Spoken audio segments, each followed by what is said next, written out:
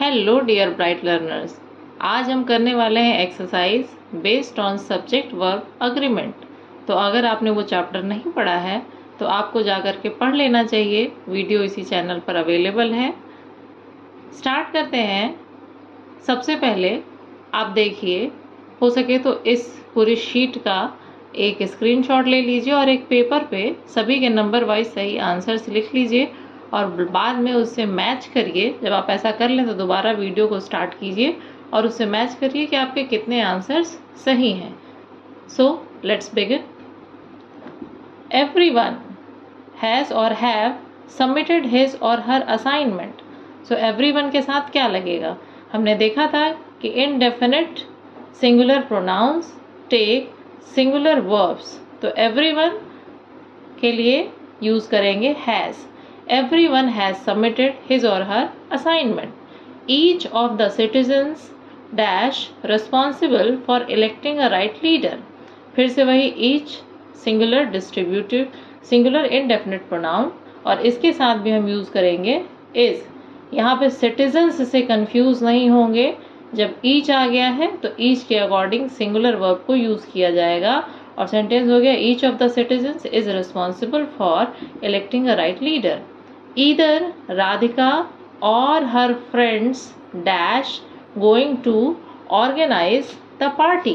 अब यहाँ हमने देखा था कि यदि सब्जेक्ट दो नाउन्स दिए हुए हैं और दो सब्जेक्ट्स हैं जो कि ईदर और नीदर नॉर या और नॉर से जुड़े हुए हैं, तो जो वर्ब होगा वो अफेक्ट होगा जो उसके सबसे पास का सब्जेक्ट होगा उससे, उसके अकॉर्डिंग अग्री होना चाहिए।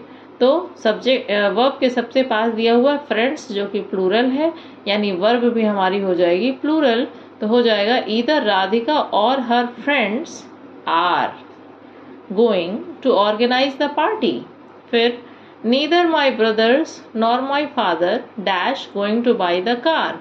फिर से वही नीदर नॉर दोनों यूज हुए हैं, तो वर्ब के पास वाला सब्जेक्ट है फादर सिंगुलर, तो इसके अकॉर्डिंग हो गया is.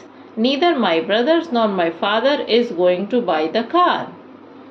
The documents in the file dash verification. अब डॉक्यूमेंट्स एक वर्ड है, इन द फाइल, तो हमने कहा था prepositional phrase does not affect the number of verb, तो डॉक्यूमेंट्स के अकॉर्डिंग होना चाहिए वर्ब। ये है प्लूरल, तो इसके अकॉर्डिंग वर्ब हो गया need. The documents in the file need verification. Sita and Gita usually dash together sit or sits. Sita and Gita and के साथ लगा हुआ है, दो है, प्लूरल हो गए, तो Sita and Gita usually sit together. Neither the boys nor the girl. अब फिर से दो हो गए, नीदर नॉर दिया हुआ उससे दो जुड़े हुए हैं, तो दूसरे वाले या वर्ब के पास वाले के अकॉर्डिंग क्या है? गर्ल सिंगुलर, तो इसके अकॉर्डिंग हो गया is. Neither the boys nor the girl is attentive. Either the women or the old man dash in the evening. Either or दोनों दिए हैं, दो सब्जेक्ट्स कनेक्टेड हैं, तो दूसरा वाला या पास वाला वर्ब क्या है? मैन सिंगुलर, इसके अकॉर्डिंग हो जाएगा walks. Either the women or the old man walks in the evening. आगे देखें, either the old man, अब इन्हीं सब्जेक्ट्स को हमने फ्लिप कर दिया है आपस में ताकि आप इसको अच्छे से समझ सकें। तो हम देखते हैं क्या either the old man or the women dash in the evening. Women walk. Either the old man or the women walk in the evening. In the evening, at the end of the session dash the annual assessments. अब इसमें पहचानना है कि क्या होना चाहिए, तो at the end of the session, क्या ये सब्जेक्ट है? नहीं, ये है अदर वर्ड्स और ये एक रिवर्स सेंटेंस है। हम लोगों ने पढ़ा था कि रिवर्स सेंटेंस वर्ब होनी चाहिए सब्जेक्ट के अकॉर्डिंग और सब्जेक्ट यहाँ लास्ट में दिया है। ये पैसिव वॉइस नहीं है, ये सिर्फ अदर वर्ड्स हैं। और जब इसको पहले रख दिया जाए सब्जेक्ट को लास्ट में, तो इसको कहते हैं रिवर्स सेंटेंस। तो ऐसे में द एनुअल असेसमेंट्स के अकॉर्डिंग होगा, तो क्या हो जाएगा ये, commence. At the end of the session commence the annual assessments. फिर the election of monitors for the class dash began with voting. अब क्या है, election of monitors for the class. इसमें एक्चुअल सब्जेक्ट, रियल सब्जेक्ट क्या है, तो ये है इलेक्शन।